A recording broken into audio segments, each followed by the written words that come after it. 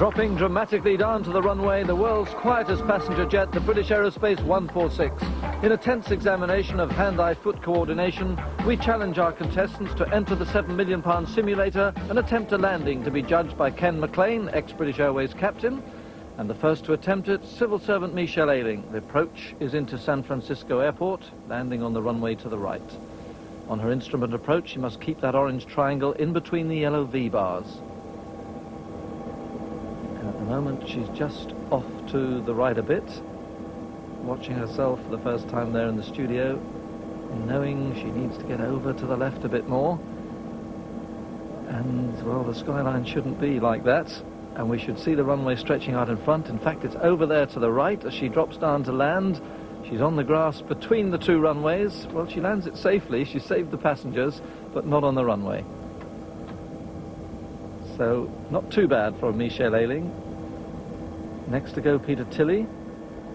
He's a tax officer. And he's in between the two runways at the moment, so if he's not to suffer the same fate as Michelle Ayling, he needs just to adjust to the right. Very gentle movements on that control column to ease it over to the right, and back to the left just to line up on the runway. And that's pretty good. So he was offline at the beginning, he's now got it nicely on. You can see the cars along the freeway at the back there at San Francisco. That's how realistic it is in here. Now he needs to pull the control column back to get the nose up, back, pull it back, and, well, he got away with it. It's a pretty hard landing, nose down a bit too far, but he's landed safely, and that's quite good. Karen Frew, Sutton Coldfield.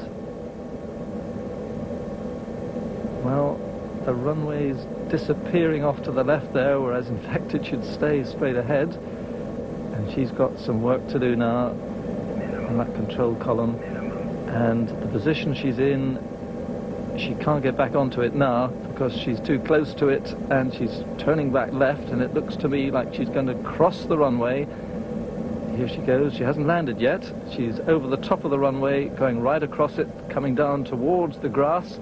You can see the takeoff runway at the far side there, and she's on the grass, but unfortunately heading across the takeoff runway, which isn't exactly the best thing to do, but at least she did get it down. Finally, John Birmingham. Now, where are those runways going? He's enjoying the laugh at the moment in the studio. Look at that instrument panel, it's all over the place. He's in big trouble here, and he knows it. Trying hard to get back left. And the warning system's telling him that he's not descending properly, as though we didn't know.